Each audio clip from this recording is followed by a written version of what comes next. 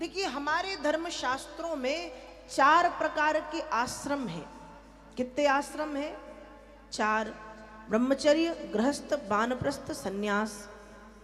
ब्रह्मचर्य आश्रम की उम्र है 5 वर्ष से 25 वर्ष। गृहस्थ की उम्र है 25 से 50 वर्ष। वानप्रस्थ की उम्र है 50 से 75 वर्ष। और सन्यास की उम्र है 75 से 100 या 75 से जब तक आप जीवित हैं। अब 75 से 78, 75 से 80, 75 से 85, 75 से 95 या 75 तक बस। तो 75 से जितना आप जी रहे हैं वो उम्र सन्यास आश्रम की। लेकिन इन चारों आश्रमों में जो सबसे श्रेष्ठ आश्रम बताया गया वो बताया गया गृहस्थ आश्रम। कौन सा आश्रम? गृहस्थ। अब आप सोच रहे होंगे, एक तरफ हमारे ही धर्मशास्त्रों में कहा जाता है, एक तरफ हमारे ही धर्मशास्त्रों में कहा जाता है कि गृह कारज नाना जंजाला तेयति दुर्गम शैल विशाला। ये गृहस्थी जो है ये जंजाल है, ये माया जाल है। एक तरफ इसी गृहस्थी को जंजाल और माया जाल कहा गया और एक तरफ वेदांत सार इसी गृहस्थ आश्रम के लिए लिख रहा है, धन्यो गृहस्थ आश्रम। गृहस्थ आश्रम को धन्य है। क्यों भैया? ये दो बातें क्यों? कहा गृहस्थी से बड़ा कोई माया जाल नहीं है, गृहस्थी से बड़ा कोई जंजाल नहीं है। गृहस्थी के चक्कर में यदि हम फंसे तो फंसे ही रहते हैं। ये गृहस्थी अंधकूप है, अंधेरा कुआं है। लेकिन यदि देखा जाए तो इसी गृहस्थ आश्रम से बड़ा कोई आश्रम नहीं। क्यों? क्योंकि गृहस्थ आश्रम में हम जो करना चाहें वो कर सकते हैं।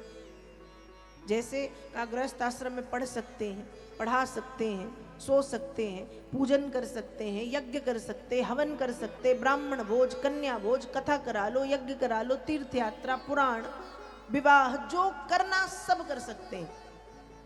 इसलिए गृहस्थ आश्रम को धन्य कहा गया।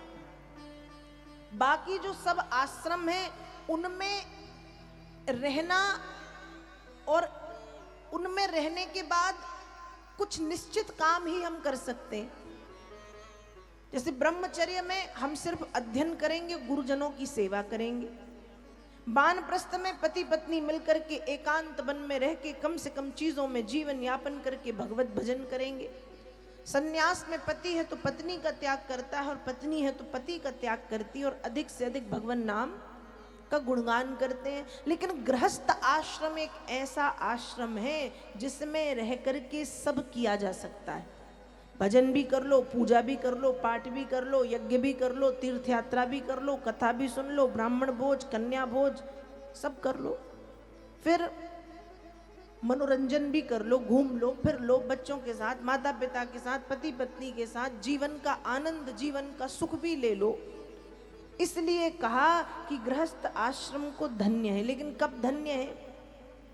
जब संयम नियम के साथ भगवत भजन करते हुए गृहस्थ आश्रम में रहा जाए तो गृहस्थ आश्रम को धन्य है। तो धन्य, नहीं तो नहीं। गृहस्थ आश्रम में हमें कैसे रहना चाहिए? गृहस्थ आश्रम में कैसे रहना चाहिए? कहा जैसे कमल का फूल पानी में रहता है। आप सबने देखा होगा कमल का फूल पानी में रहता है पर पूरी तरह से पानी में नहीं रहता, वो पानी से थोड़ा ऊपर उठा रहता है।